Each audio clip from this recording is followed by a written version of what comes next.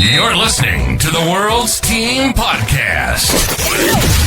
It's not just America's team, Cowboys Nation. It's the world's team. Now, here are your hosts, Paul Stewart and Mike Poland. How about them Cowboys? What is up, Cowboys Nation? Welcome back to another episode of the World's Team Podcast, brought to you by the Believe Network, powered by FanDuel Sportsbook, and sponsored by Cowboys Experience for the ultimate game day experience, tailgating, stadium tours, all the above. Be sure to go to www.cowboysexperience.com and use the discount code WorldsTeam2025. I'm your host, I'm pure stuttering like hell, Mike. I am your host, Paul Stewart, and I'm joined as always by a very hungover Mr. Mike Poland. And we hope that you had an amazing Christmas, everyone. But Mike, how are we doing? Yeah, good. As you say, little hungover. I neglected yesterday's work for blogging about, but I was just like, mate, I cannot type right now. You do not want my work on file. So I will lay my apologies and then we'll go from there. But other than that, yeah, it was good. Family over, food, drinks, partying. I hope everybody else drank responsibly as I did, and had a great, fantastic day with their family, as well as witnessing a Cowboys win. Tick in the box. Yeah, absolutely. I mean, for me, it was a really quiet one. Yeah, I know how you do Christmases, yeah. Yeah, went to my parents' place, had my Christmas dinner, watched the Cowboys game, watched the Lions game, and watched Stranger Things, and that was it. Nice and simple. Don't spoil it for me. I haven't watched Stranger Things Don't worry, I'm not going to mention it. No spoilers. I will say it's good.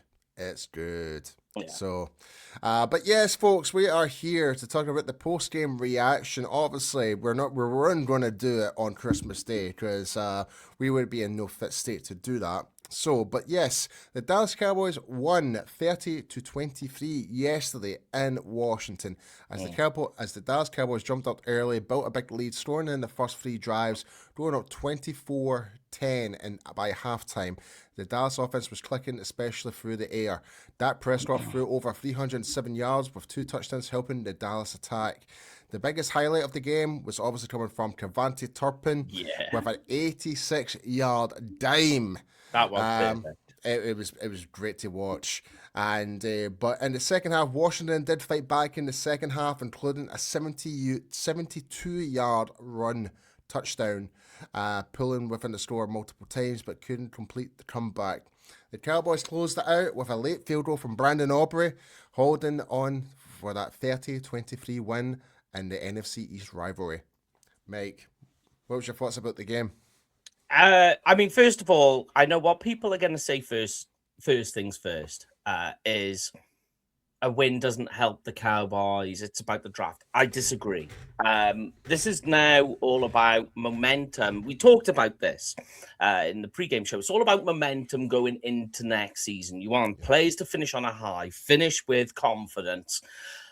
It's all about getting into the right mode. The big one for me, Jake Ferguson on that touchdown catch. I mean, I did say he was due a touchdown. I did say it. So. I mean, the hands on that ball, incredible. I mean, the pass was even more better by Dak. I mean, Dak was completely on form in this game. Spiral was perfect. It was just over the top of the defender. It's right where it needed to be. You couldn't have put it anywhere else. And great control by Jake Ferguson on that play. Great control. Yeah. A lot of concentration effort for that. But Malik Davis going over a ton.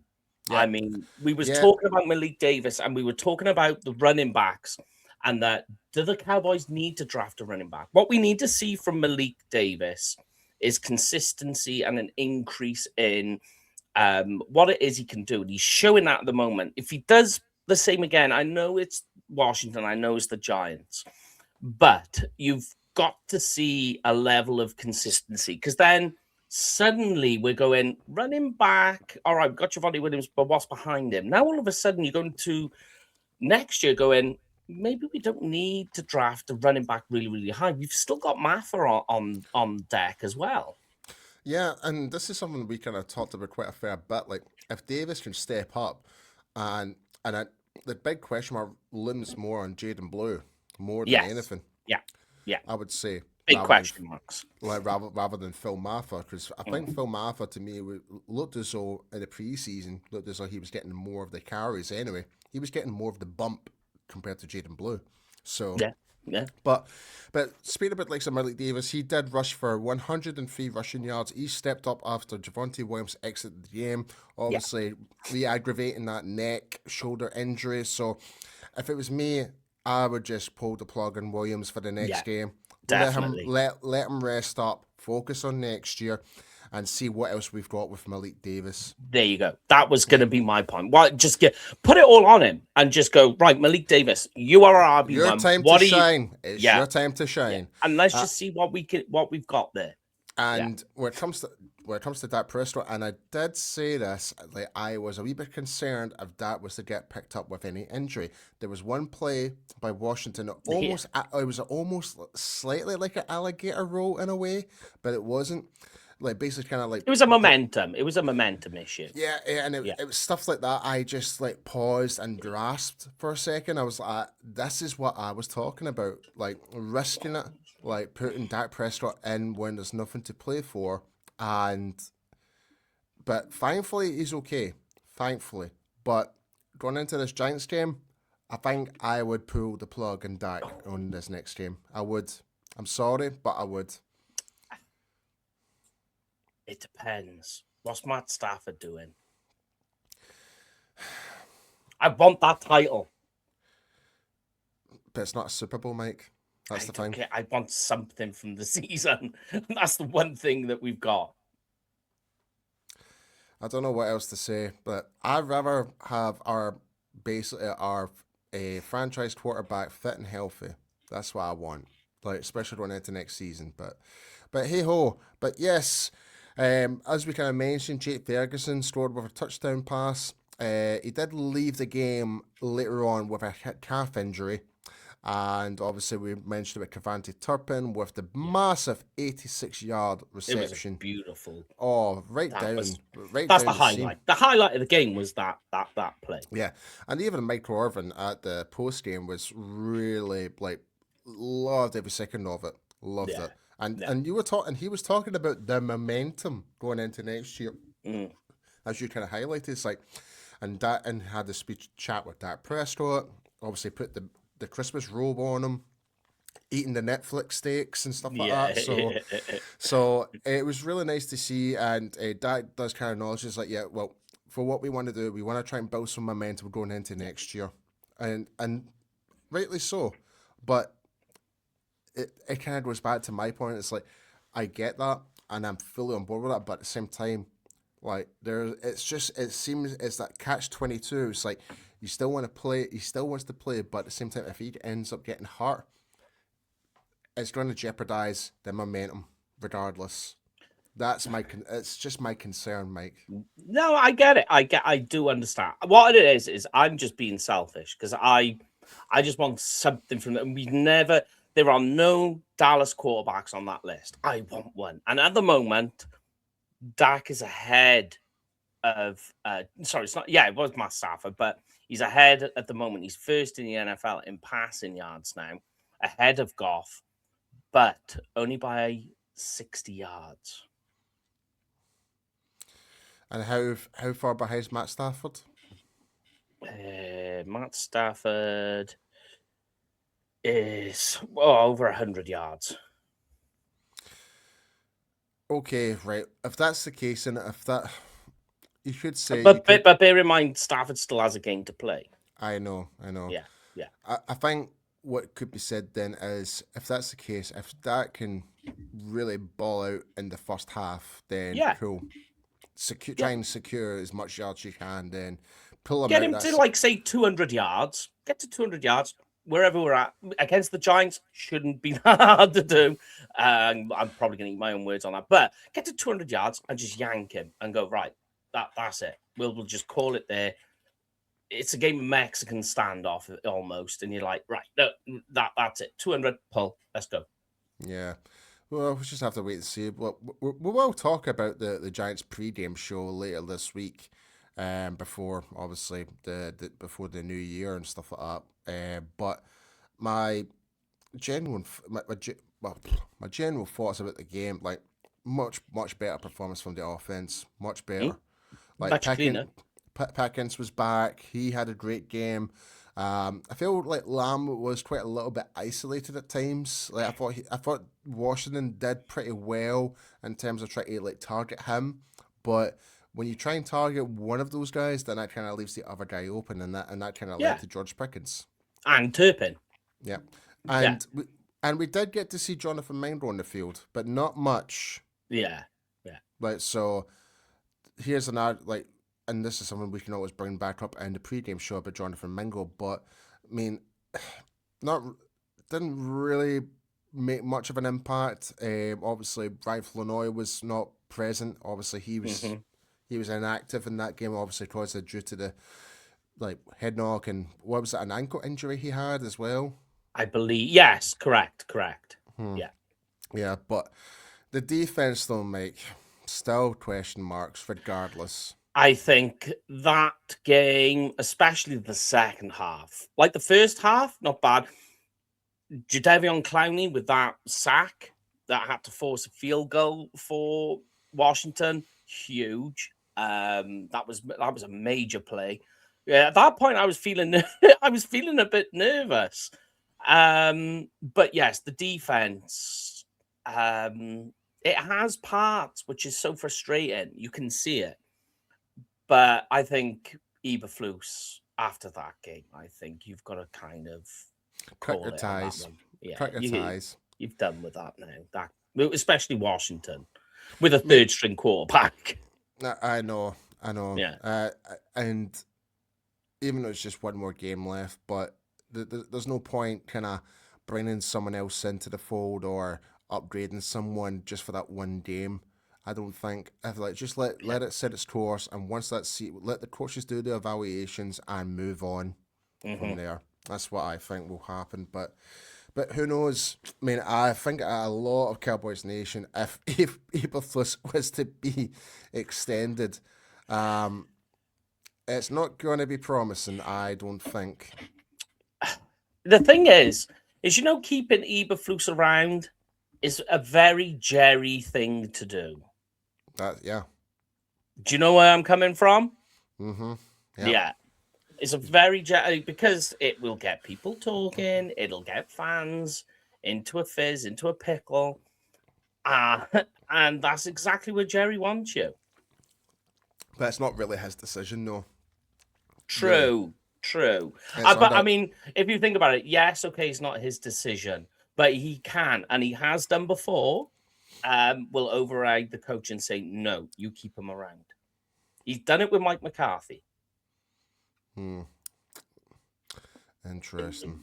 Let us know if you remember the thing with the old of Callum Moore. Yeah, I remember. Yeah.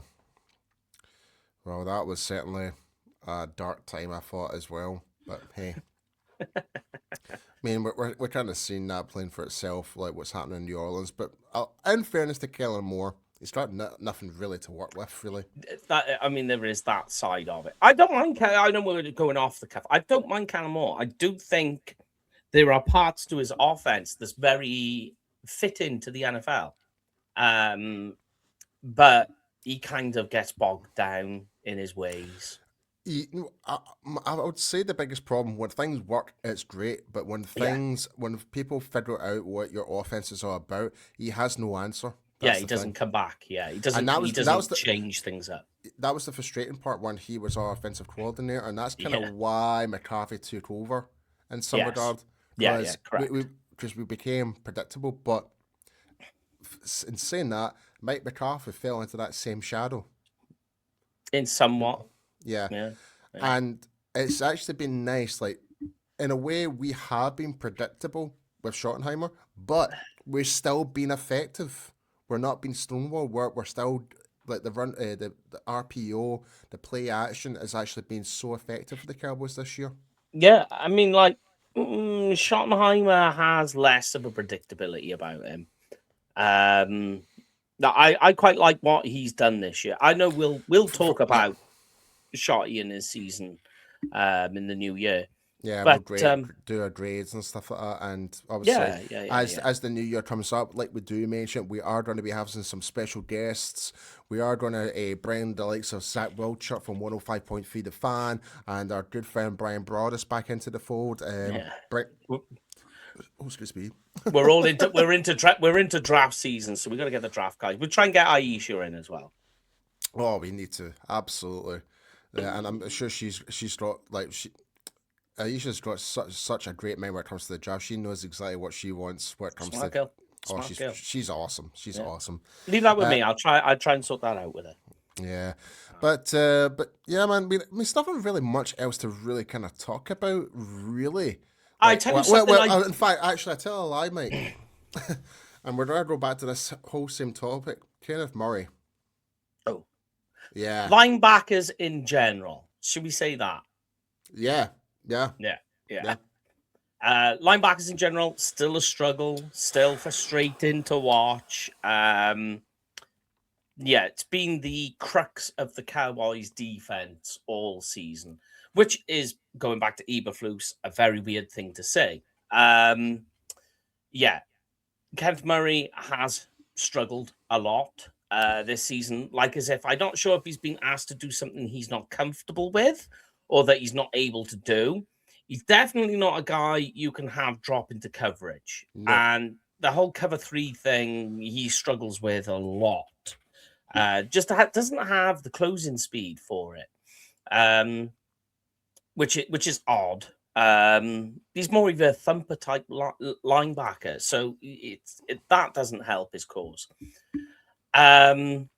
Overhaul is needed, but for me at the moment, I swing back and forth when it comes to the draft on edge defender or linebacker, because linebacker is so bad, it's desperate. But at the other side of it, I'm like, you can't have linebackers without a pass rush, which we don't have either.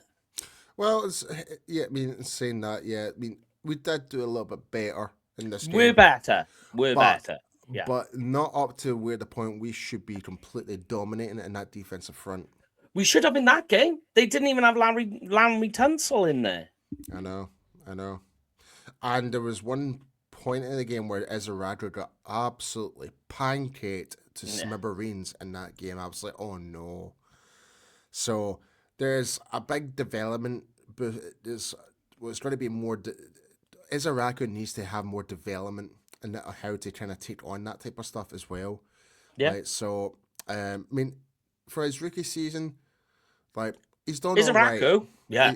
He's done all right, but obviously he's just not, the only downside is just not being able to get to the quarterback as much. That's the only thing.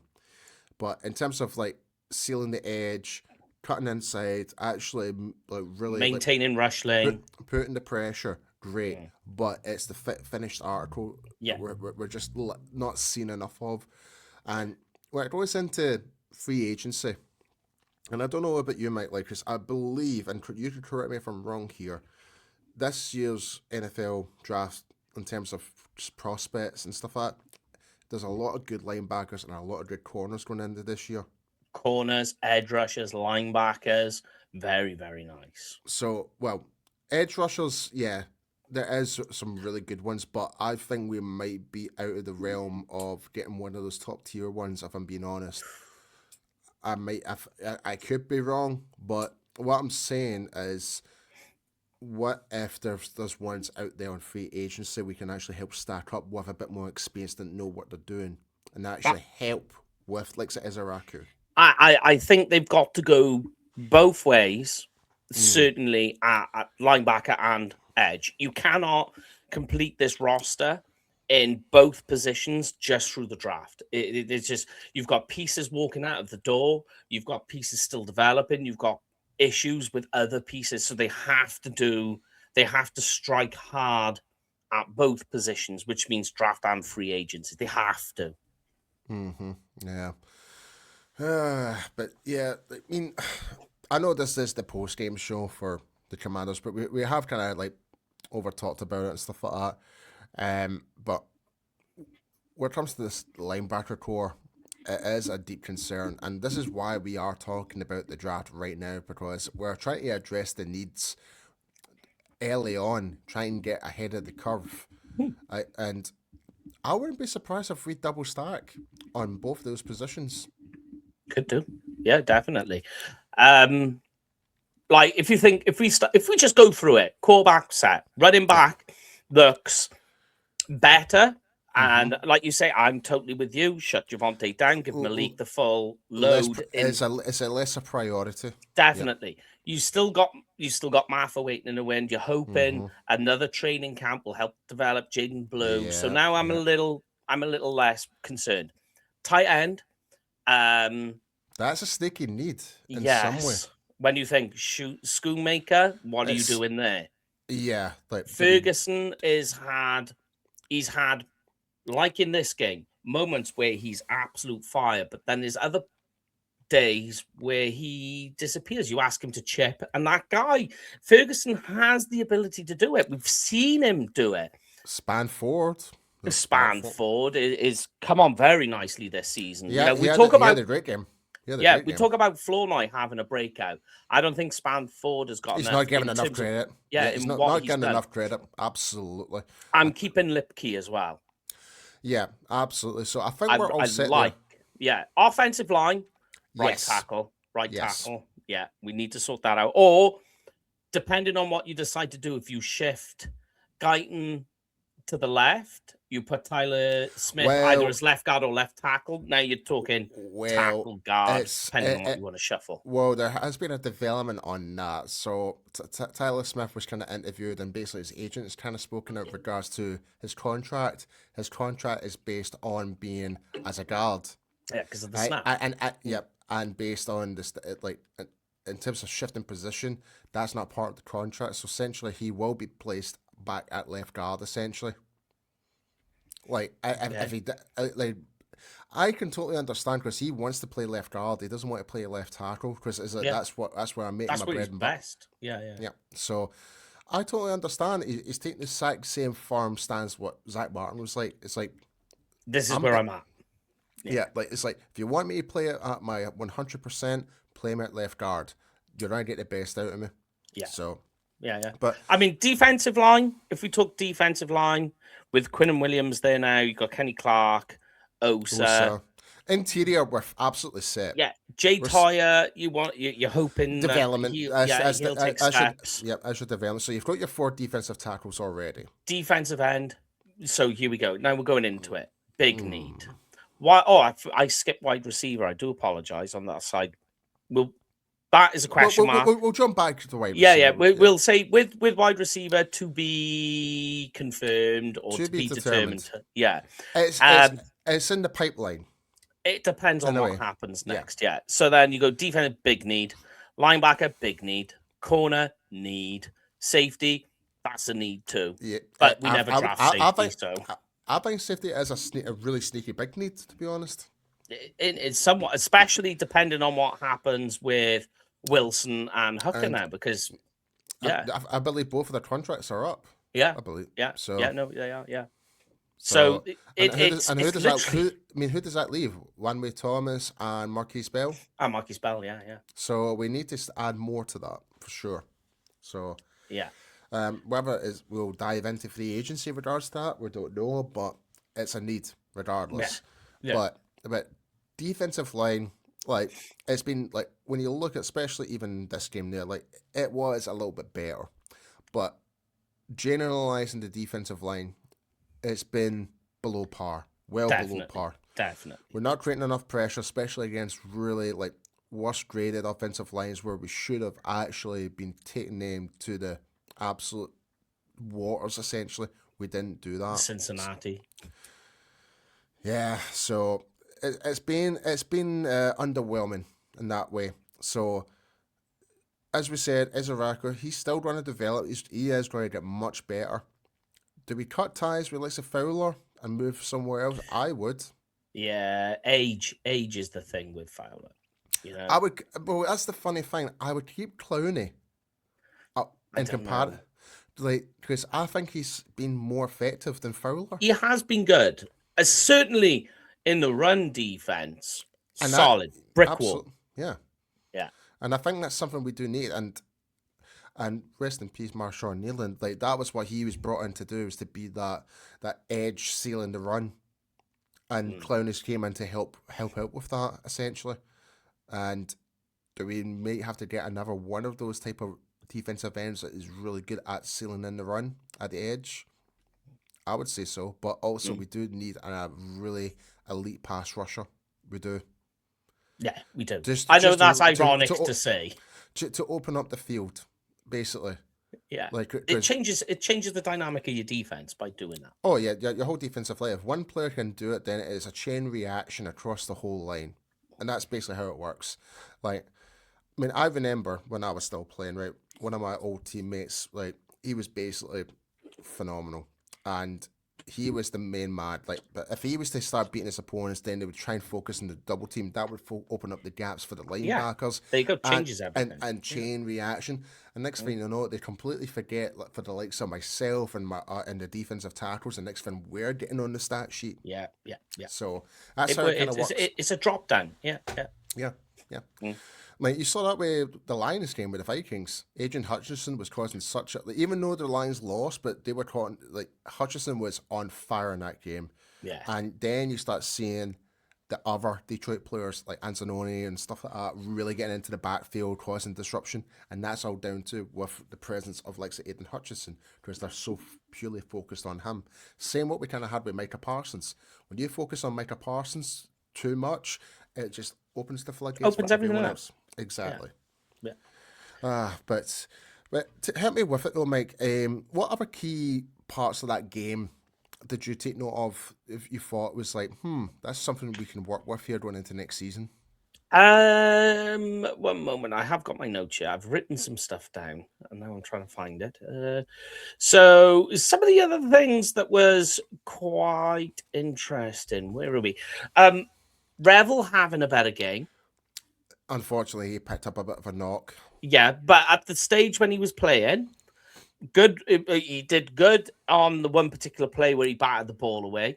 That was good to see. But yes, he did. I was always worried with we spoke about Revel, that did we bring him in too early? I think so.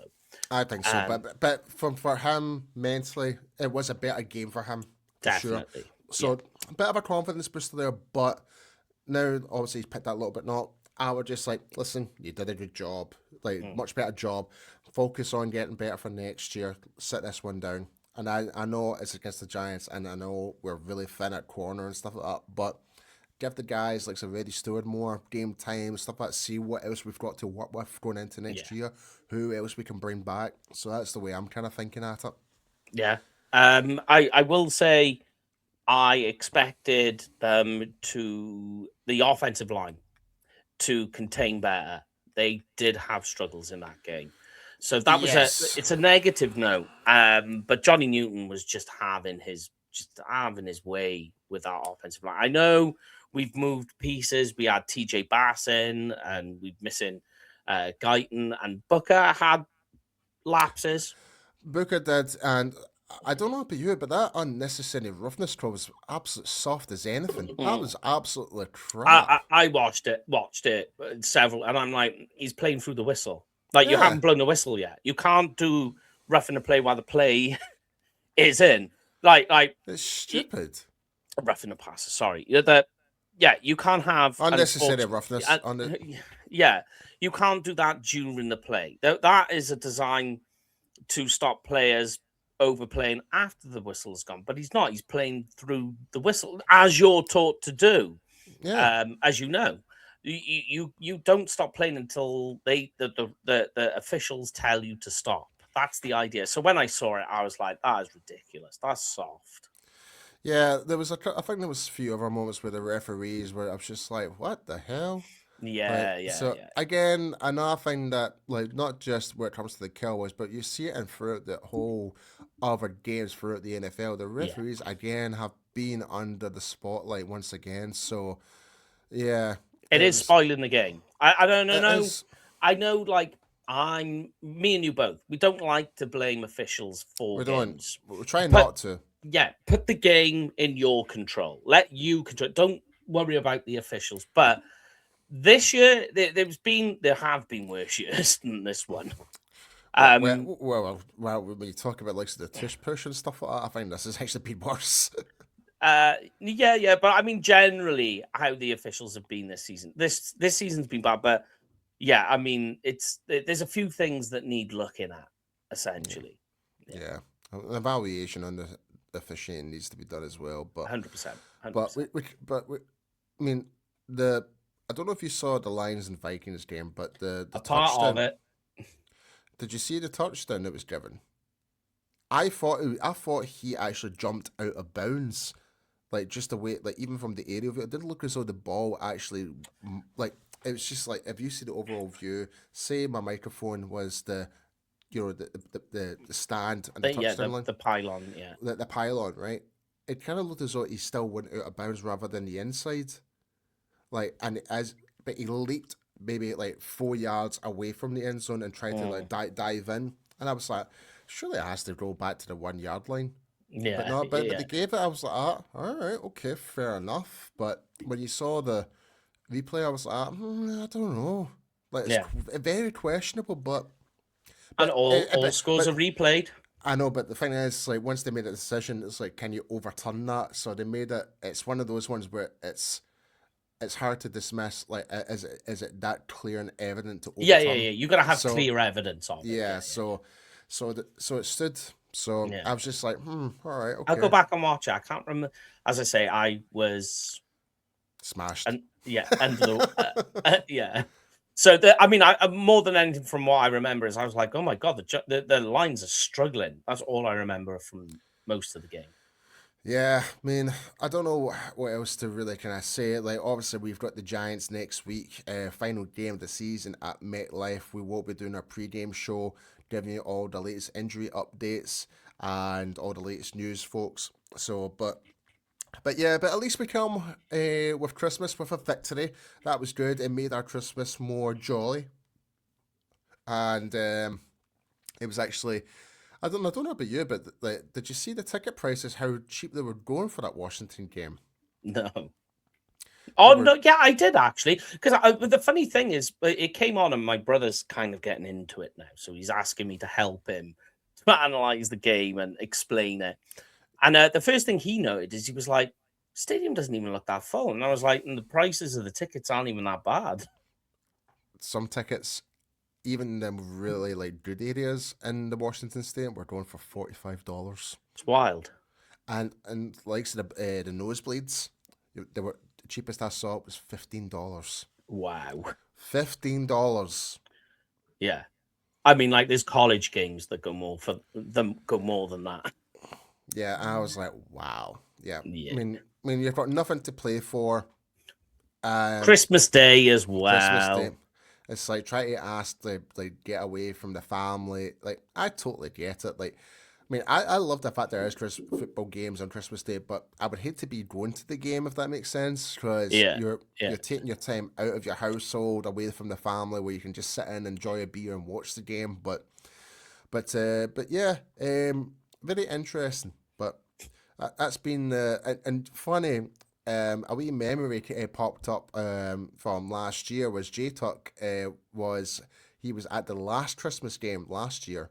And it was him. It's like Merry Christmas, Merry Christmas. Like, I just remembered that. I was like, oh my God, it's been reposted.